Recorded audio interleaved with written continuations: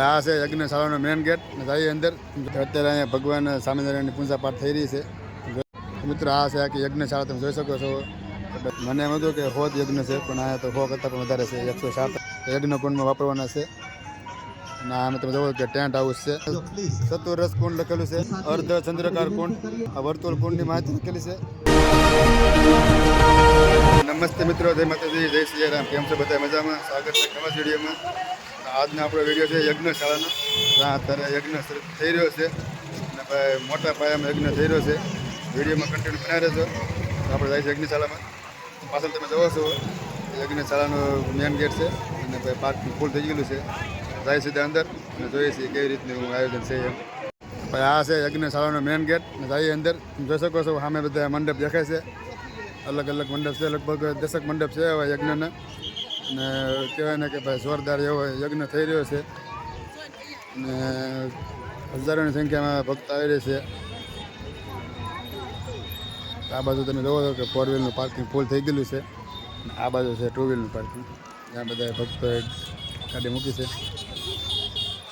જોઈ શકો છો કે જોરદાર આયોજન છે. અને ભાઈ ઓલમોસ્ટ લગભગ યજ્ઞ પૂરો થવા આવ્યો છે. હું થોડોક લેટ આવ્યો છે એવું છે.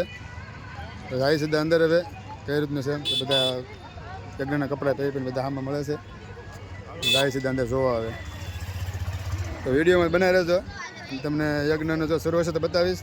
ભગવાન સ્વામિનારાયણની પૂજા પાઠ થઈ રહી છે. જોઈ શકો છો કે બધા એમ કહેવાય ને પોતપોતાનું આસન લઈને ભગવાનનો ફોટો લઈને બેઠા છે. અને થોડીક જ વારમાં અહીંયા પૂજા પાઠ થવાની તૈયારી છે.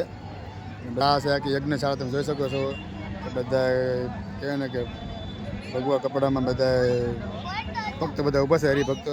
અને બધા હવનમાં બેસવાના છે. બધા જોઈ શકો છો કે આ બાળક જાય છે એક. અને બધા યજ્ઞમાં બેવાનું છે. આખી યજ્ઞશાળા તમે જોઈ શકો છો કે જોરદાર યજ્ઞશાળા છે ભાઈ. અને કહેવાય ને કે હજારોની સંખ્યામાં લોકો યજ્ઞમાં બેઠા છે યજ્ઞ કરવા માટે. હવે જો અંદર જાવશું જવા દઈ તો પછી બહારથી આપણે બધું અડધું શૂટિંગ કરીશું. અને કહેવાય ને કે ભાઈ જોરદાર મજા આવે છે. આખી યજ્ઞશાળા તમે જોઈ શકો છો. બધા પૂજા પાઠ કરવા જાય છે યજ્ઞ કરવા. અને હું પણ જાઉં અંદર. હવે ત્યાં તમે જોઈ શકો છો કે યજ્ઞશાળા. અને કહેવાય ને ભાઈ નીકળ્યા યજ્ઞના હવન તમે જોઈ શકો છો. હવન કુંડ બધા. અને હજી યજ્ઞ પૂરો નથી થયો તો પછી બધા કહેવાય ને કે ગોર મહારાજને બધા બેસી જાય છે યજ્ઞ કરવા. અને કહેવાય ને કે ભાઈ જોરદાર આયોજન છે યજ્ઞનું. ઓલમોસ્ટ કહેવાય ને કે 200 કરતાં પણ વધારે યજ્ઞના કુંડ છે અહીંયા.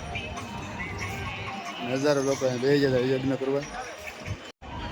જોયું કે યજ્ઞશાળા છે. અને ભાઈ યજ્ઞ થઈ રહ્યો છે. અહીંયા 74 નંબર લખેલા એટલે કે 74 નંબરનો યજ્ઞ કુંડ. અને આવા તો ઘણા બધા કુંડ છે ભાઈ. મેન તો ઉપર છે સામે. અને અહીંયા ભગવાન સ્વામિનારાયણની મૂર્તિ છે સામે. બધા પૂજા પાઠ કરે છે.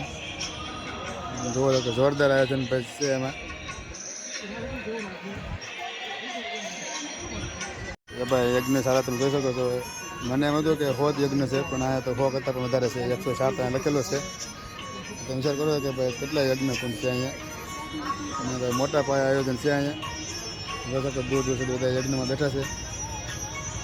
જોવા અહીંયા ભાઈ 102 અને 101 ને યજ્ઞ કુંડ છે.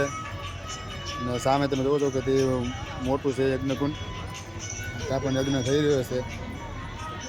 હું તો ભાઈ બહારથી જોઉં છું, અંદર કંઈ ગયો નથી. એટલે તમને બહારથી જોઈ જાઉં ખાલી. હું તમને પણ બહારથી દેખાડી દઉં. જોઈ શકો છો આ રીતનું બધું આયોજન છે ભાઈ. મંડપ ને ભાઈ 1 નંબર છે. એમાં કાંઈ ન ઘટે. જોવો તમે યજ્ઞ શરૂ છે અહીંયા. તમે યજ્ઞ કુંડ જોવો કે 135 નંબરનો યજ્ઞ કુંડ છે અહીંયા. તમે વિચાર કરો કે કેટલા બધા યજ્ઞ કુંડ હતા. હું તો ખાલી ફોન એમાં જ હાલતો હતો. આ તો ભાઈ ગજબ લેવલના યજ્ઞ કુંડ છે ભાઈ. તમે જોવો છો કે અહીંયા તમે જોવો કે 147 નંબરનો યજ્ઞ કુંડ આવી ગયો છે. એટલે મને તેમ લાગે કે ભાઈ 200 કરતાં ઉપર હશે યજ્ઞ કુંડ. યજ્ઞ કુંડમાં વાપરવાના લાકડા છે એવું લાગે છે. તમે જોઈ શકો છો લાકડા બધા યજ્ઞ કુંડમાં વાપરવાના છે. અને આમાં તમે જોવો કે ટેન્ટ હાઉસ છે, જેમાં બધા હરિભક્તો રહેતા હોય ને એવું લાગે છે. એ પણ આપણે જોશું જો અંદર જવા દઈએ તો. યજ્ઞકુંડ તમે ખાલી જોઈ શકો અહીંયા એટલે બધા યજ્ઞકુંડ છે. આજે બધા ફરતા ફરતા બધા પ્રદક્ષિણા કરે છે ભાઈ, એવું છે યજ્ઞકુંડ. ત્યાં તમે જોઈ શકો આમ છે વિધિ, જોરદાર યજ્ઞકુંડ છે ભાઈ. આ મંડપ ને ભાઈ એમાં કહેવાય ને લાકડા તમે જોવો કે યજ્ઞકુંડમાં વપરાય એવા લાકડા હશે લગભગ.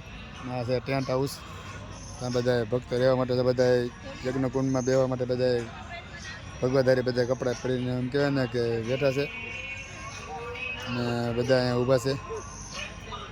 તો ભાઈ આવી રીતનું છે ભાઈ યજ્ઞકુંડ. મને તો ભાઈ પર્સનલી યજ્ઞકુંડ બહુ ગમે છે, તમને પણ ગમશે તો તમે તમારે વિડીયોમાં બનાવી રહેજો. તમને આવીને આવી રીતે મોજ કરવાની છે. તમને જે તમે નહીં જોઈએ તમે બધું તમને હું બતાવી દઈશ. વિડીયોમાં બનાવી રહેજો. આ યજ્ઞકુંડ છે ભાઈ, અને ભાઈ જોરદાર મજા આવે છે અહીંયા. 251 યજ્ઞકુંડ છે,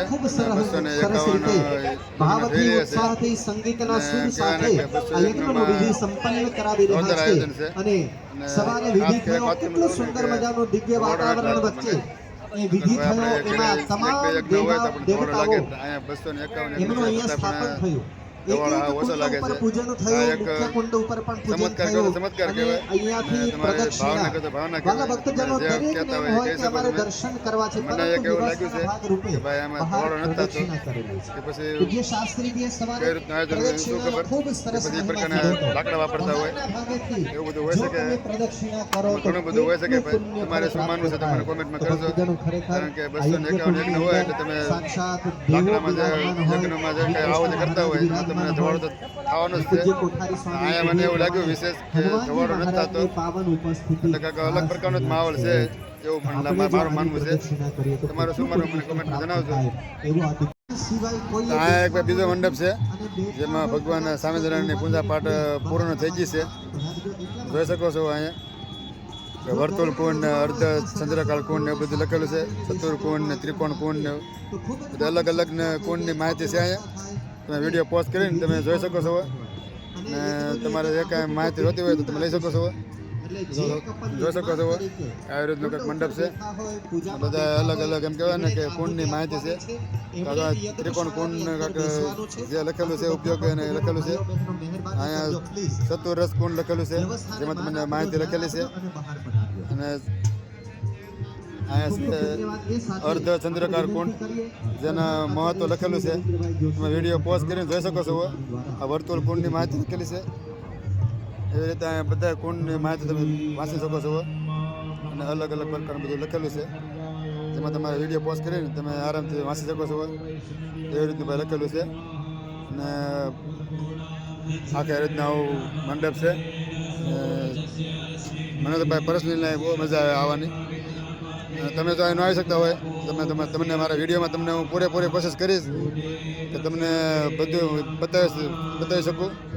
તમે જોઈ શકો છો અહીંયા યજ્ઞશાળામાં યજ્ઞ શરૂ થઈ ગયો છે. એમાં ભાઈ નો એન્ટ્રી છે એટલે હું પાછો વહી આવ્યો છું. એટલે કે તમને જે કંઈ બતાવ્યું બહારથી બતાવ્યું છે એ રીતનું છે ભાઈ. આ બધું છે અહીંયા મંડપ ને ભાઈ યજ્ઞની માહિતી તમે જોઈ શકો છો. વિડીયો પોસ્ટ કરી દેજો. આવી રીતનું બધું આયોજન છે અહીંયા ને ભાઈ જોરદાર મજા આવે એવું છે. એમાં કાંઈ નહોતું મને મારે કહેવું પડે. હવે આપણે યજ્ઞશાળાનો વિડીયો અહીંયા પૂરો કરું છું. તમને જો યજ્ઞશાળાનો વિડીયો પસંદ આવ્યો હોય તો લાઈક શેર સબસ્ક્રાઈબ કરવાનું ભૂલતા નહીં. પછી આપણે મળશું બીજા વિડીયોમાં. તો સ્વસ્થ રહો, મસ્ત રહો, જોતા રહો ગુજ્જુવરી વ્લોગ્સ. બધાને જય શ્રી કૃષ્ણ.